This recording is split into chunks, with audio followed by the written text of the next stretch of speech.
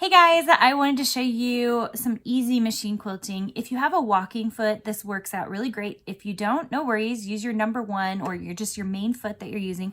We're just going to put straight lines into this table runner.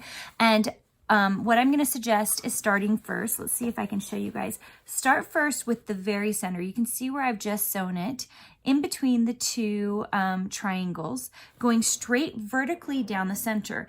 And in order to keep it in place, you can pull it on either side. Of course, you've got it probably pinned, right? Or you can use stay spray. But if you hold it on either side, then you can keep it from shifting a lot, okay? And so you're just gonna do your top piece, your bottom piece, and your bottom piece can be pieced together. If you don't have one big piece to work from, just piece a bunch of pieces together. We're getting scrappy here, right? Whatever you've got going on.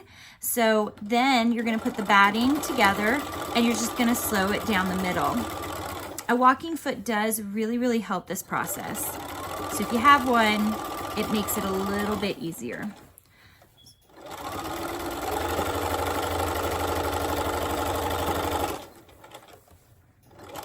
All right, and I just sewed it right off the edge, so you can see there's the edge on the other side. There's the bottom. So this is where you get to make a choice, where you want to put the rest of your lines. If you wanted to go around the blocks, you could sew horizontally between each of the blocks. If you wanted to, you could go straight down the middle of the triangle points. You could go diagonal. You could put 3 here or 2 on either side. So whatever you wanted to do, it depends on how puffy you want it as well. So for example, if you wanted the puffiness around each of these blocks or each of these triangles, you could leave it like that. You could also follow the triangles this way and crisscross, which I actually think would be quite pretty. Okay, so this is what I decided to do, and you'll see my results so you can decide if it's what you would like to do.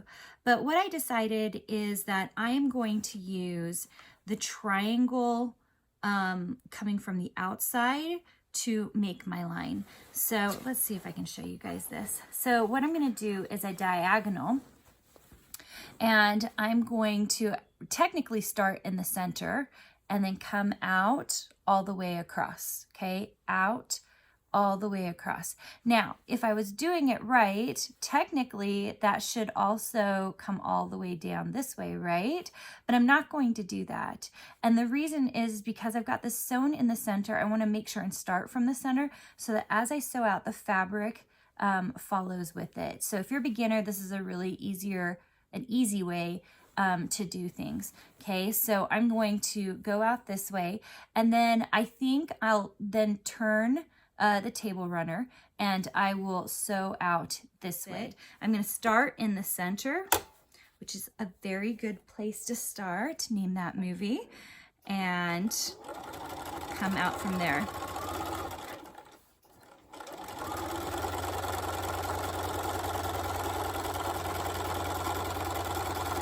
And you can see that I go all the way into the batting. That's okay. In fact, it's very helpful because it keeps everything in place. Okay, so first line done that way, okay? And I'm just gonna work that entire edge. I'm not gonna go starting on the other side. I'm just going to continue to work on this one side. Okay, I finished sewing all of the diagonals on both sides, and you can see I've got a stripe going through up and down here. So you could leave it like this if you wanted it to be a little puffier. If you wanted to get real fun, you could go the other way on it if you wanted to, which it would be much easier to do at this point. You don't have to start in the center from here. You can just work your way across, or you could put a thin machine line in between each of these. So it depends on how puffy you want it. You can see mine's pretty puffy. And I know that there is quite the trend in machine quilting to keep tiny bits between each of these, but it really is a personal choice. So decide what you want to do. And if you're a new beginning machine quilter and this was enough for you, that's okay.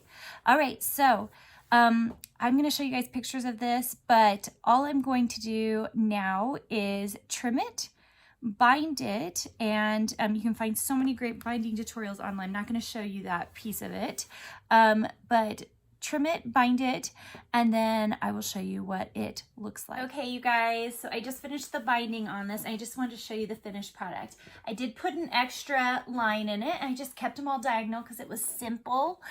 And I did a binding where I sewed it from the back and then sewed it from the front. So I didn't hand bind it, which made it much, much faster. But look how cute it turned out. Isn't it darling?